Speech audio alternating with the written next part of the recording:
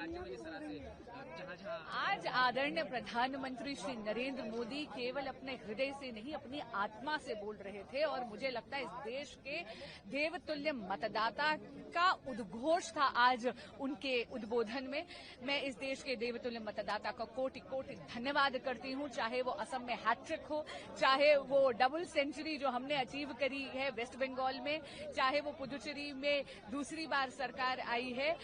मैं इतना जरूर कहूंगी कि ये मात्र एक लहर नहीं है, ये यशस्वी प्रधानमंत्री श्री नरेंद्र मोदी जी की विकास की नीतियों की सुनामी है।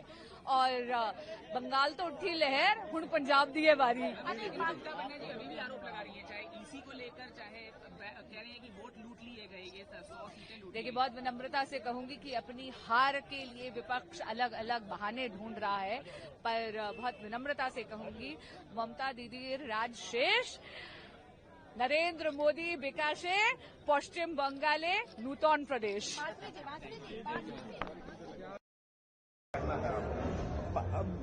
बीजेपी का सपना तो बाद में, डॉक्टर मुखर्जी का सपना पहले, और बंगाल की धरती में रहने वाले सब बंगालियों का सपना पहले था।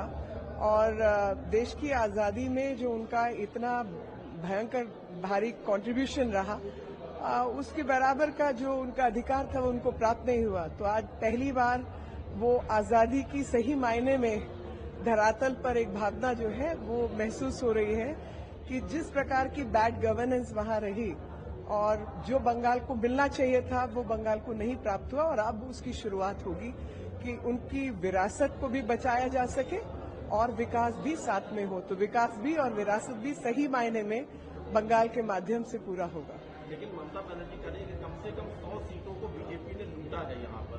भाई, हम तो 200 लेके आए हैं, 200 के ऊपर लेके आए हैं। तुमने तो लूट, लोगों की दौलत की मचाई हुई थी, हमने लोगों का दिल लूटा है।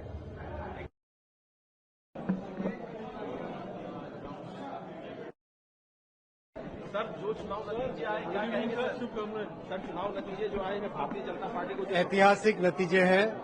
बंगाल में भय की हार हुई है, भरोसे की जीत हुई है, प्रधानमंत्री श्री नरेंद्र मोदी जी के नेतृत्व की जीत है, और जनता जनार्दन ने जिस तरह का एक अटूट विश्वास दिलाया उसकी जीत है।